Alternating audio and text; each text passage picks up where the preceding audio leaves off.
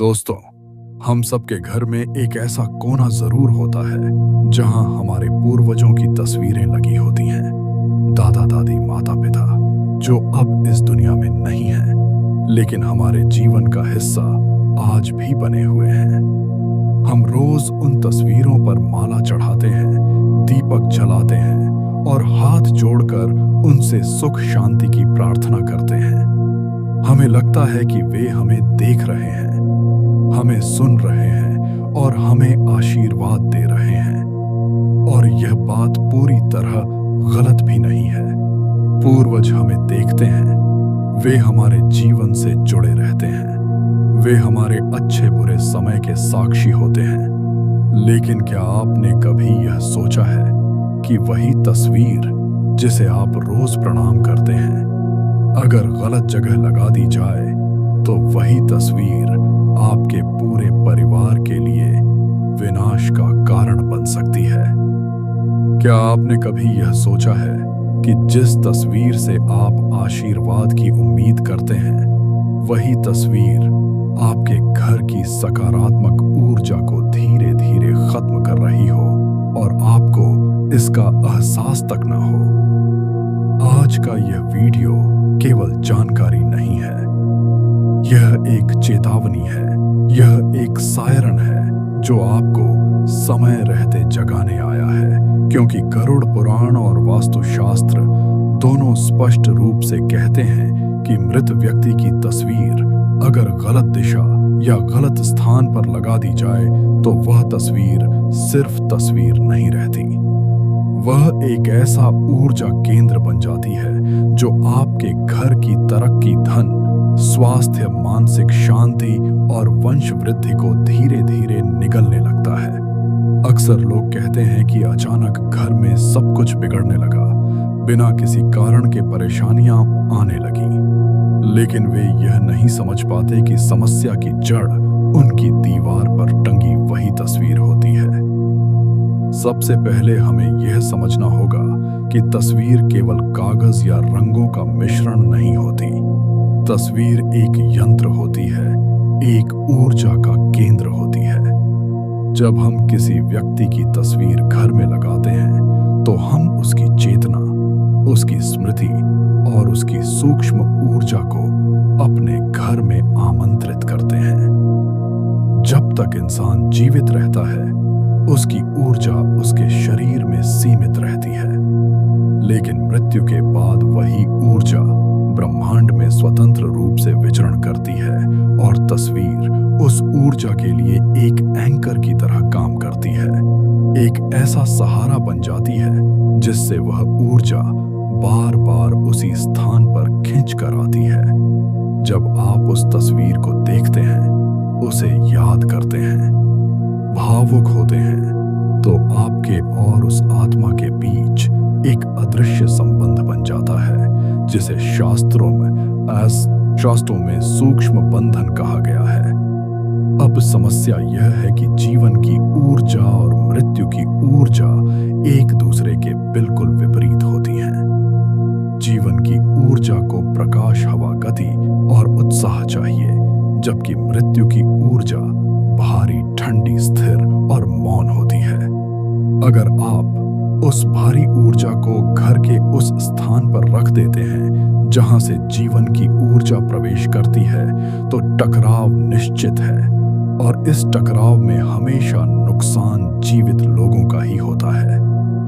गरुड़ पुराण साफ कहता है कि पितर देवता नहीं होते, वे पूजनीय हैं, आदरणीय हैं, लेकिन भगवान के समान नहीं हैं। भगवान देने वाले हैं, वे सृजन करते हैं, नई ऊर्जा पैदा करते हैं, जबकि पितर अपनी मुक्ति की कामना करते हैं। वे हमसे तर्पण, जल और स्मरण चाहते हैं।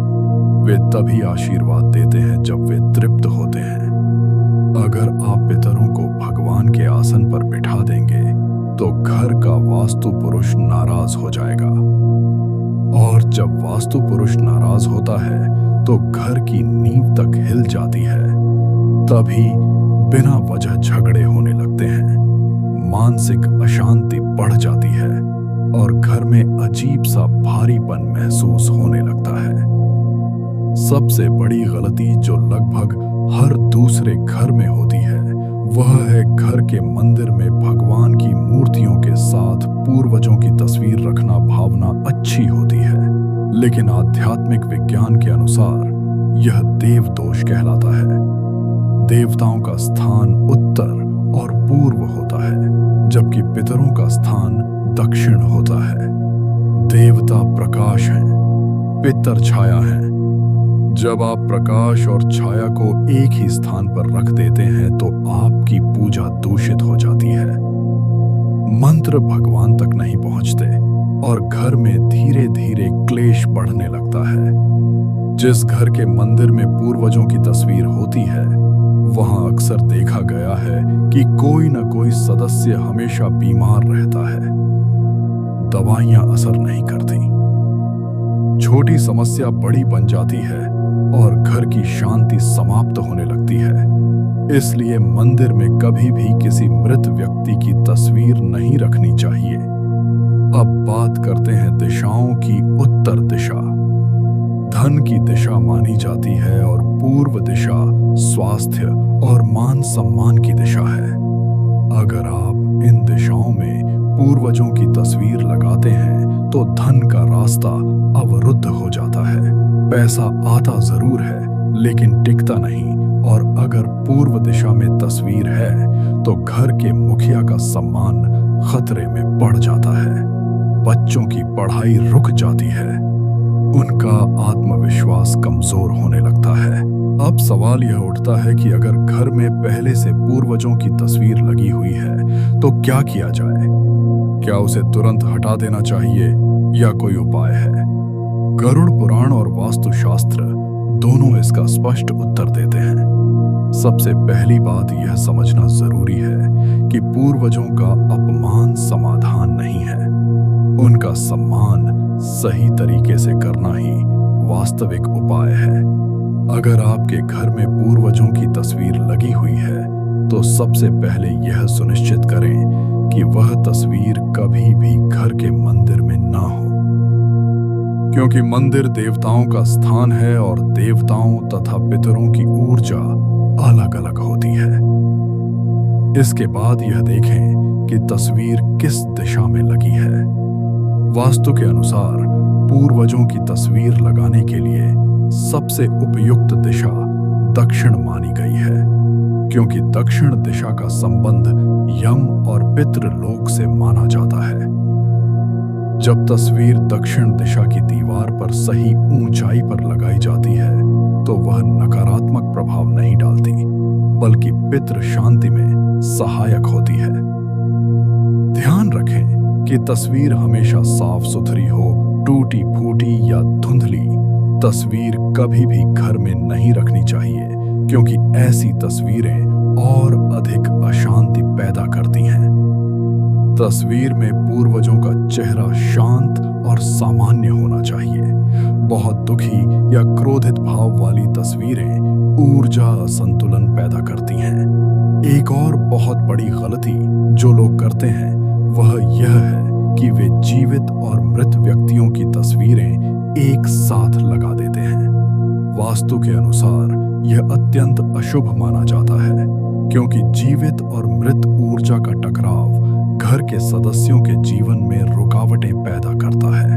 अगर ऐसी कोई तस्वीर है तो उसे तुरंत अलग करना चाहिए। अब बात करते हैं बेडरूम की, क्योंकि यह सबसे संवेदनशील स्थान होता है।